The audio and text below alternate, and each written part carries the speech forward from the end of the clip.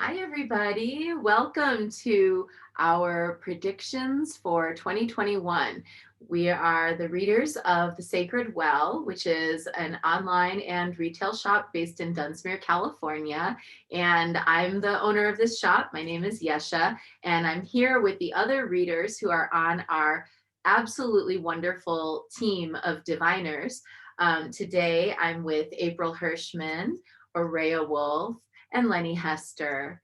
And we're going to be just drawing some cards to give you thematic things, messages, and information to contemplate as you are making your plans for 2021.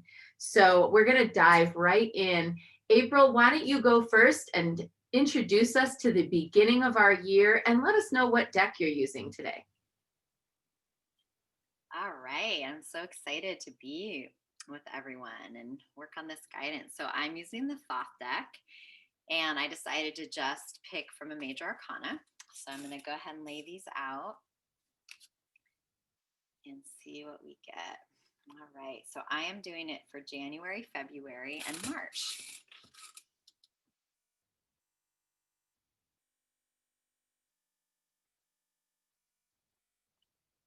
Wow. So we have the universe, sometimes called the world. Thank goodness. Thank goddess. So we're starting out January 2021 with a new vision. And this is the woman dancing with the snake. So she is dancing with change and expansion. So the first aspect of January starting in is just letting go of whatever you need to shed so the new skin and the new beginning can come through. The universe is not about playing it small. It's about being big and open to change and to travel.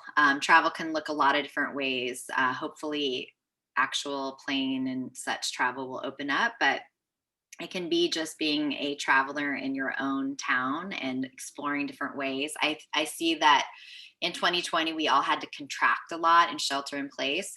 So start seeing ways that you can expand. The open eye up in the corner of the card is all about seeing things with your third eye. So on the practical level, we're seeing things with our two human eyes, but we also always have the third eye, like opening up to new inspiration and new ideas. And what I also love about this card is if you look closely, there's a grid behind her. And there's another card in the deck called the Hanged One. And the Hanged One is stuck in a pattern. And what I see in the universe is that pattern just starts to open up. So what seemed like impossible and stuck, the doorway was always there. It's just seeing it with a new perspective. So, and it's interesting I mentioned the Hermit or the Hanged One, because if I had to choose a card for 2020, it was the Hanged One. Everything was turned upside down. Every plan was derailed and we were suspended, but we're not suspended anymore. And the universe says, you're not alone. You have so many possibilities. So how can you tune into universal possibilities? And so it's so funny how talking about the universe can sound like airy fairy or too woo. And it's just like, it's there in front of us. It's science and it is nature and it is goddess energy, but it's so important as humans for us to look up at the stars and the sun and the moon and the planets and know that even though we get caught in our small stories and our mental circular thinking, there's always something so much bigger that we can connect with. Sometimes we're connecting and rooting in with the fiery core of the earth, and sometimes we're connecting with the moon, or just knowing that we are human, sitting on this earth, and we can draw from all of this inspiration. So the universe is just so much about how your microcosm dances with the macrocosm, and we can so easily feel small and we don't matter. And it's not true. We're actually really always channeling something powerful and creative through us. So I invite you to start this year with going, what is it that I'm shedding? And what is my deeper vision, my third eye vision that I'm stepping into? What is my dance? And when that happens, there just becomes this flow. So the corners of the card are these 4 masks and these 4 archetypes, and there's water flowing through them. And so it's a really powerful depiction of, well, it's interesting that it's masks, right? We've got a lot of masks this year, but it's a depiction of these 4 different archetypes that we can step into and that can help us bring more flow into our life. She also, the top of her, around her head almost looks like an ear, and universe means one song. So it's also like, what is your one song that connects you to the universal song and that reminds us that we are all connected? So, though this has been a time of isolating and sheltering, we've been connected all along by a deeper web. And just thinking about that, tapping into that and expanding, there's so many resources. So I hope that we all find that. So that is your first quarter reading from the Thoth deck from April Hirschman. And I will see you at the Sacred Well when we do a reading online.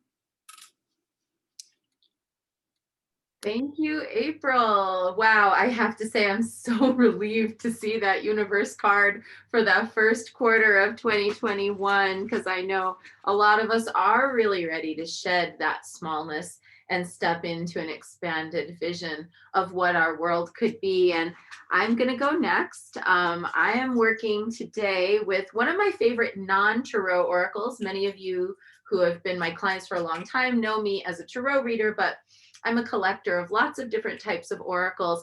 And so the oracle that I'm using today is Kyle Gray's Angels and Ancestors Oracle. It explores various different archetypes and helps us to see kind of who we need to be as we are meeting the world around us.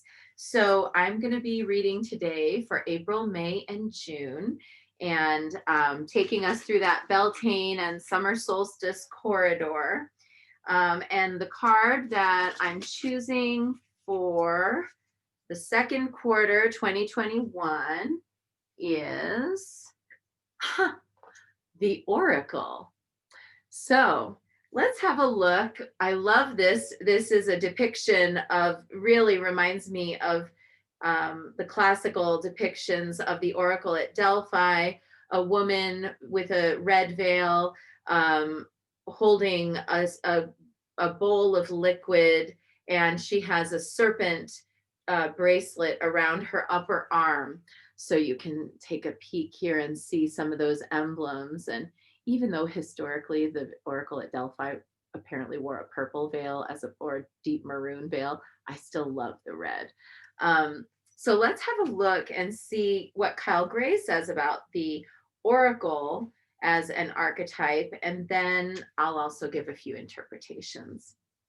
So the message of the oracle is: be open and receptive to information. Gather facts so that you can make a decision that is in line with your integrity.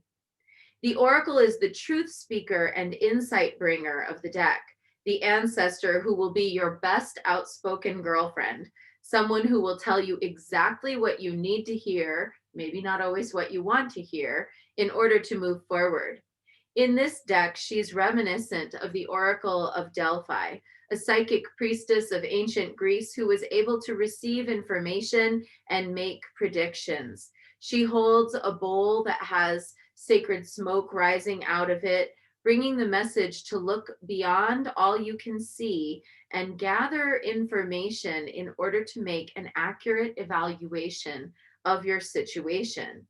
Angels, ancestors, and the universe are all speaking to you at this time. You're being guided to wait for all the information to be complete, not making any fast moves, because at the moment you might be tempted to let your wants get in the way of your needs. There's an opportunity for you to perceive more clearly, but you'll only be able to do so if you're really willing to open your eyes. And it says here, your spirits and allies are supporting you. Trust them. So my interpretation of this card is that we are on the cusp of a new emergence of visionary leadership as opposed to institutional leadership.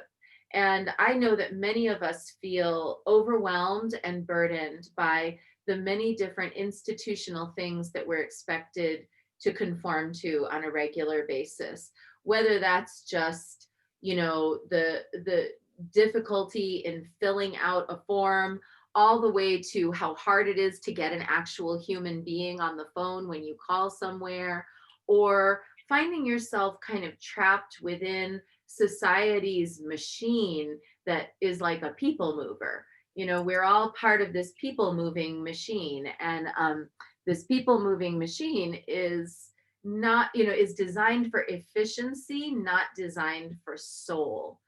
I think that our collective frustration at that is reaching a much higher pitch, and that some of the unrest that we're seeing politically and personally from the fallout of this year is going to continue into the coming year. But that unrest is not, if we can depersonalize a little bit and not see it as an us versus them, but instead see that this frustration that many of us are feeling at the systems that are in place is actually the impetus for the design of new, more effective, more soulful systems.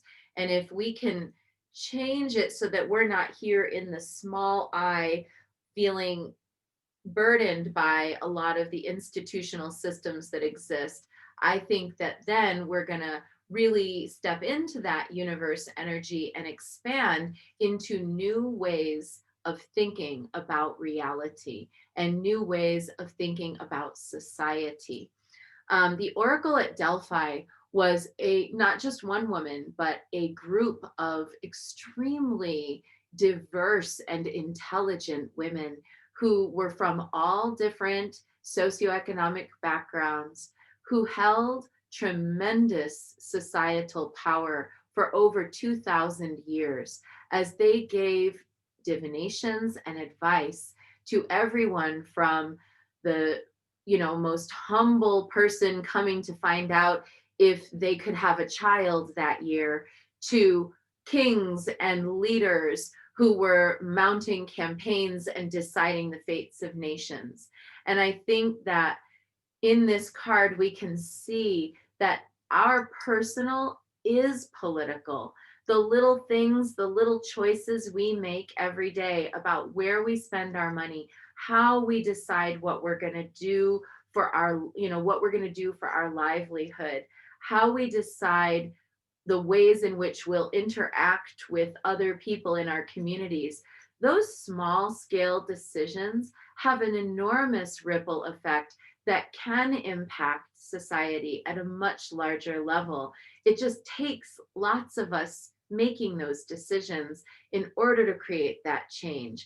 So even though I'm sure, like when I get this card, I just dream that all of a sudden, what will I or we get the phone call at the Sacred Well that says, the President of the United States has decided that he needs an oracle who will serve to help guide the country. Unlikely to happen, but I'm going to keep, hoping for it. But ultimately, I think that when we make our opinions known to the people who are in institutional power in our smaller communities, that it actually does find its way up the chain. The other thing about the Oracle at Delphi is that there was a protocol for how you would get this information.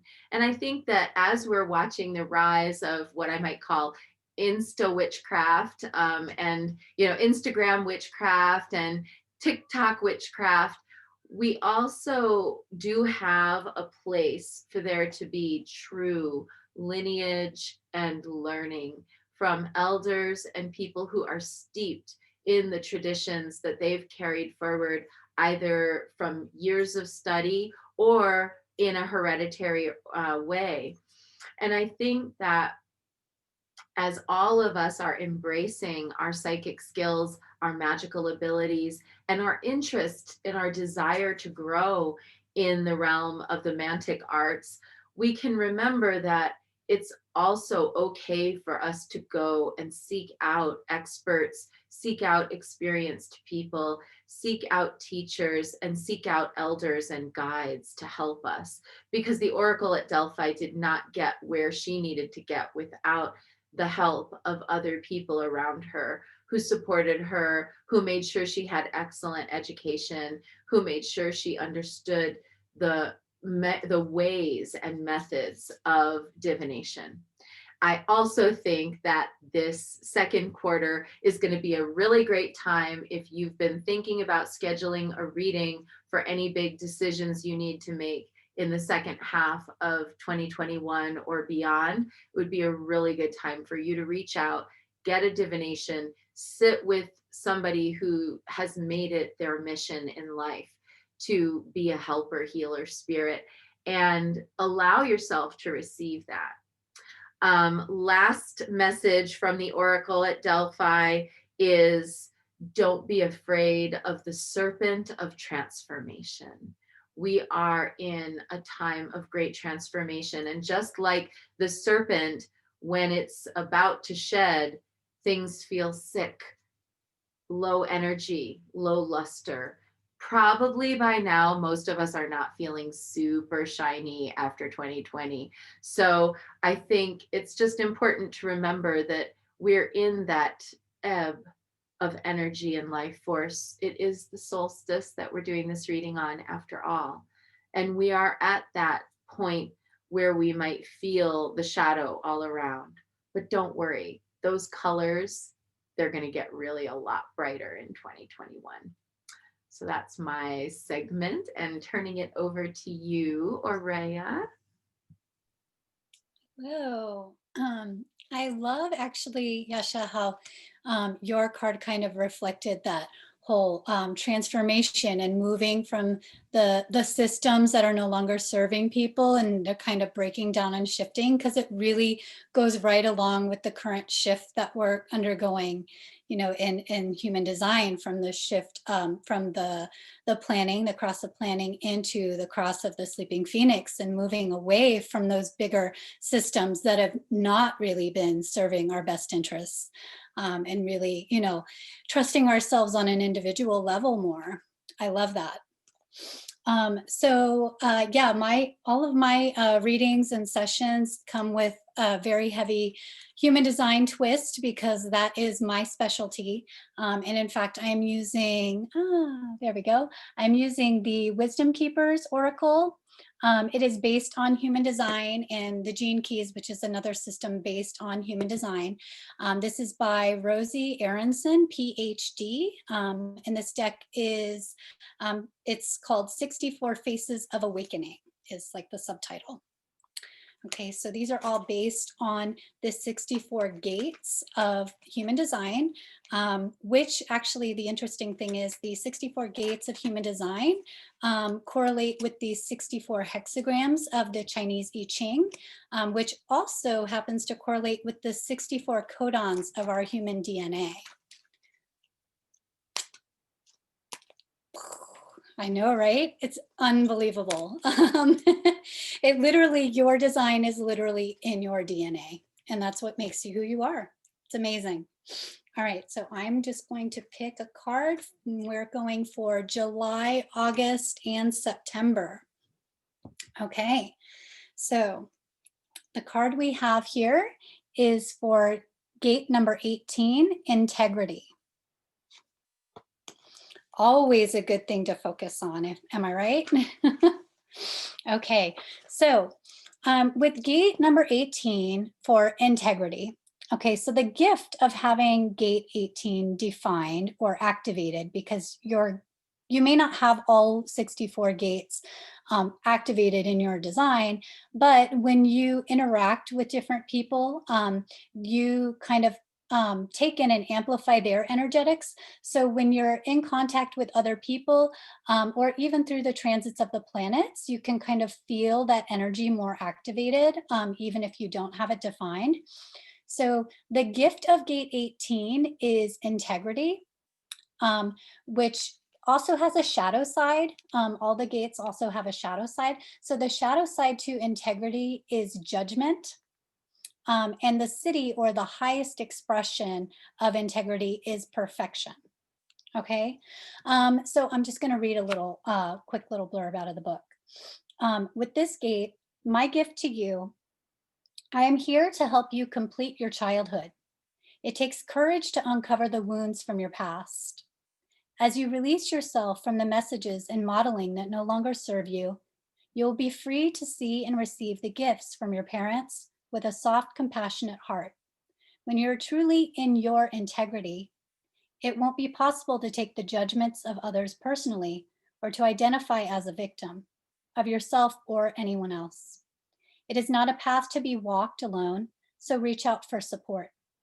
Allow a friend, therapist, mentor, or spiritual counselor to accompany you as you revisit those painful experiences that hardened your heart, made you feel inferior or superior, or kept you from expressing yourself freely and connecting deeply. Over time, you will learn to judge not from the mind, but from the heart. I love also how that kind of also referred back to your card, Yeshe, about, seeking advice or reaching out for that additional input from somebody else. Because as we kind of go through life, it's important to not just take information blindly from any source, but to always bounce things off of someone else, seek input from others, because they have external wisdom to share, from their mind also and their experiences. But to always kind of reflect that inward also and kind of run it through your own set of strengths and see like what resonates with you, what feels true, and what doesn't feel true, because that's the only way that you can kind of grow and shift and evolve as a person, right?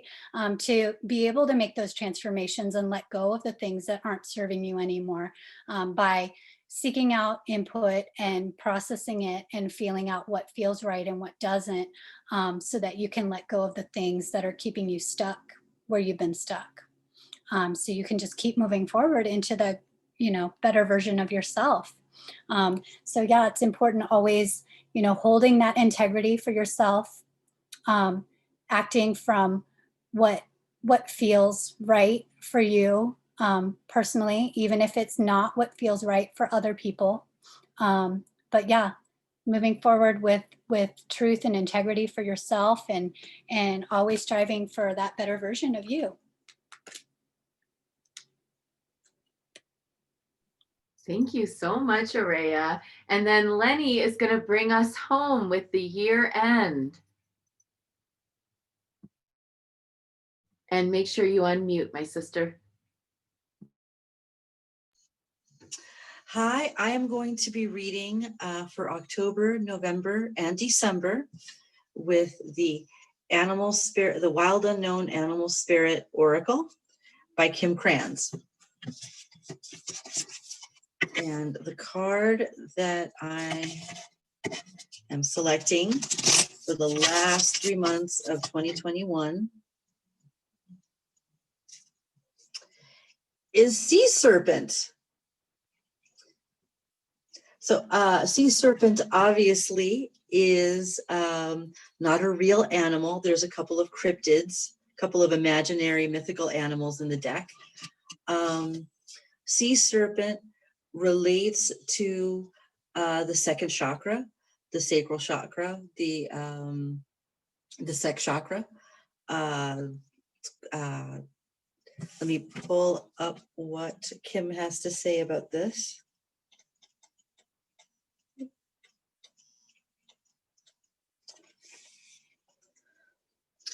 Sea serpent represents the energy of expression, whether it's emotions, creativity, sensuality, or desire. The sea serpent helps us move and direct our energy into a healthy current.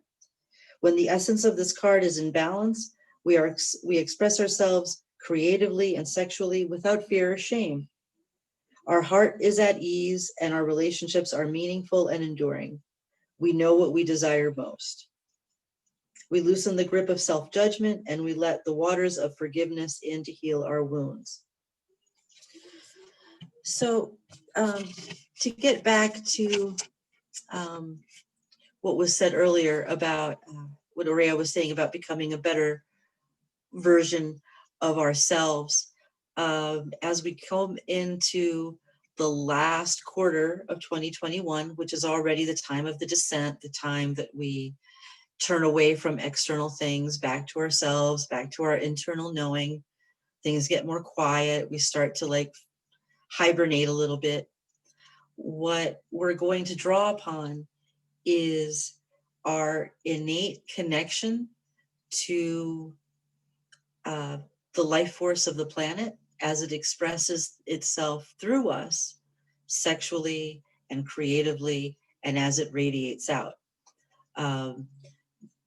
Sea serpent relates to the sex chakra because the sex chakra is a center of water. All the energy that we put out ripples back and comes back to us. It ebbs, it flows. It's never static.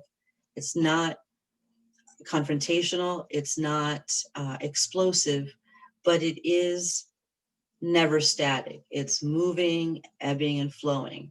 If we're in alignment with that flow, there's no place that we can't get to. If we're not in alignment, it's like pushing the river. It's like paddling upstream. We will expend a lot of energy to get very, very few places. And that does also relate to our shadow, because the second chakra is a place where we store a lot of shame and fear. Of the chakra animals in the deck, sea serpent is the only one that's quote unquote a monster, because part of the energy that it contains is the energy of the shadow, is the energy of what we're afraid of what we fear, of what we don't want to look at. So the treasure is in the cave that we fear to enter. And sea serpent is kind of slithering around that pirate chest full of treasure. And in the last quarter of the year, as we turn inward, we will find sources and well springs of creativity for ourselves that we can tap into. And that's the year. Wow. So just to quickly recap, it looks like, we really close 2020 with, the first quarter of this coming year being about that transformation and that expansiveness with the world or the universe, and that we're supposed to really remember we've been right here all 2020. It's time to look up. And then we move into the oracle, receiving guidance and wisdom that will serve us in our integrity, and particularly our integrity, not only in terms of our honesty, but in terms of our wholeness and our self-knowing. And that with that self-knowing, then we are brave enough to journey into the cave to be able to maybe go back and reclaim some of the jewels of what wisdom that we've learned.